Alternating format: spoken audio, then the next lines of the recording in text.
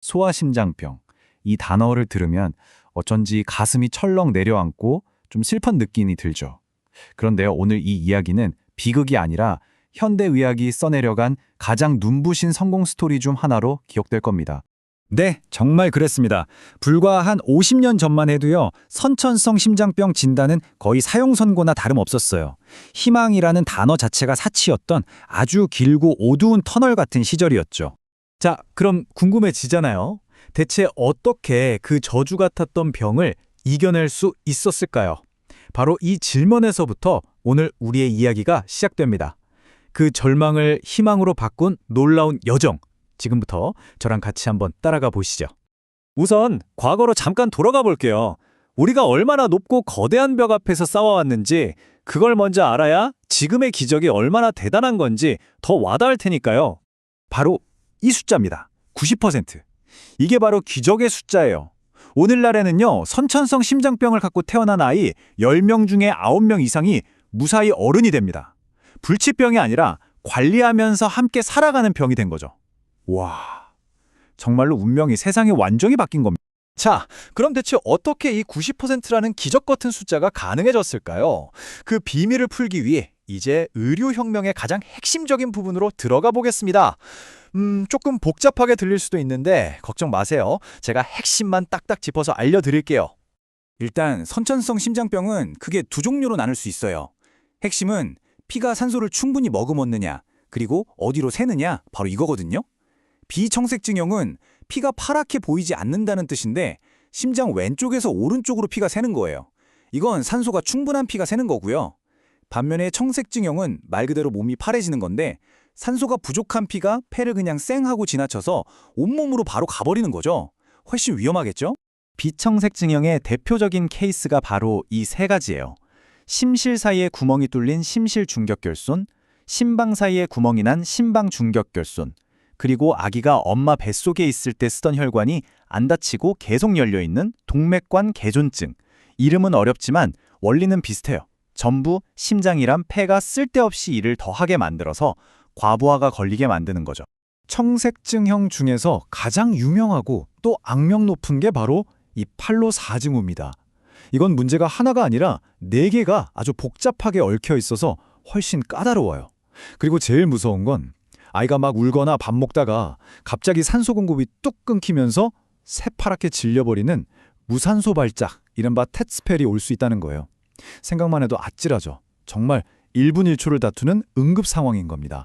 그럼 이런 최악의 경우, 심실이 아예 하나밖에 없는 이런 경우는 어떻게 할까요? 포기해야 할까요? 아니요. 여기에 대한 해답이 바로 이 폰탄 수술입니다.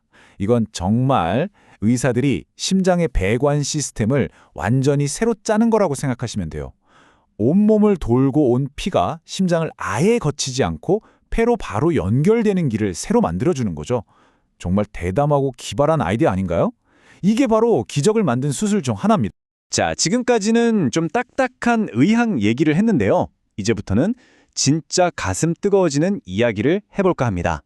이 모든 의학적 발전을 뛰어넘어서 진단이라는 한계를 부수고 눈부시게 살아낸 사람들, 바로 그 영웅들의 이야기 속으로 한번 들어가 보시죠. 날아다니는 토마토, 숀 화이트, 모르는 분 없으시죠? 근데 이 선수가 아까 말씀드린 그 무서운 병, 팔로사증후를 갖고 태어났다는 사실 아셨나요? 돌도 되기 전에 가슴을 2번이나 여는 대수술을 받았어요.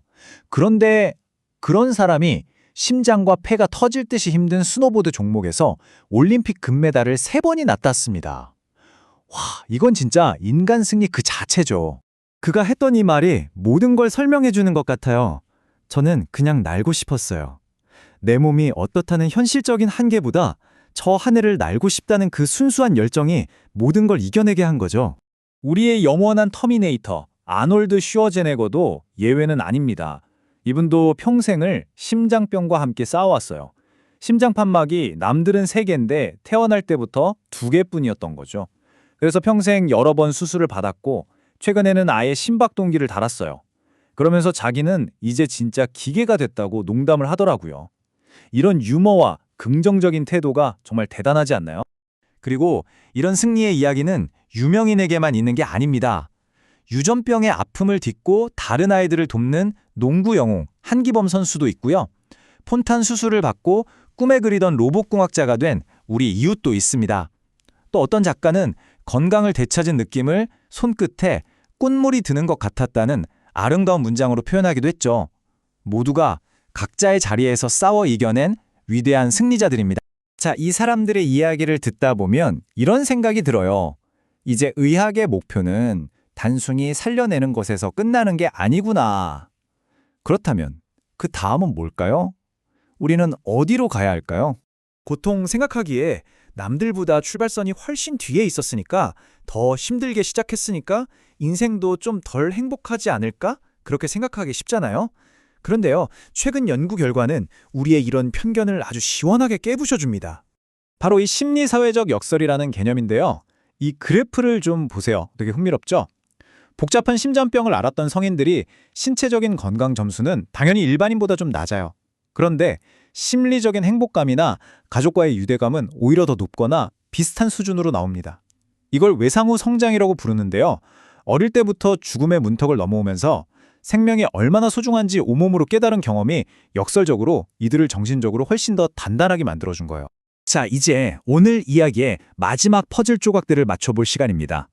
이 모든 이야기를 통해서 우리는 어떤 새로운 시각을 갖게 됐을까요? 이제 환자와 의료진, 우리 모두의 목표는 단순히 숨을 쉬고 생명을 이어가는 것, 거기에만 머물지 않습니다. 진정한 목표는 바로 thriving, 즉 주어진 삶을 마음껏 누리면서 찬란하게 살아가는 것입니다. 오늘 이야기에 모든 걸 담고 있는 한 문장이라고 생각해요. 가슴의 흉터는 아픔의 흔적이 아니라 승리의 훈장이다. 더 이상 숨겨야 할 상처가 아닌 거죠. 내가 얼마나 용감하게 싸워 이겼는지를 보여주는 세상에서 가장 빛나는 훈장인 겁니다. 마지막으로 이 질문을 여러분께 던지면서 마무리하고 싶습니다. 숀 화이트가, 아놀드가, 그리고 우리가 이름 모를 수많은 영웅들이 보여줬듯이 어쩌면 우리를 쓰러뜨릴 것만 같았던 인생의 가장 큰 시련이 사실은 우리를 가장 강하고 아름답게 만드는 힘의 원천이 되는 건 아닐까요? 우리 모두의 가슴에 남을 아주 중요한 질문이라고 생각합니다.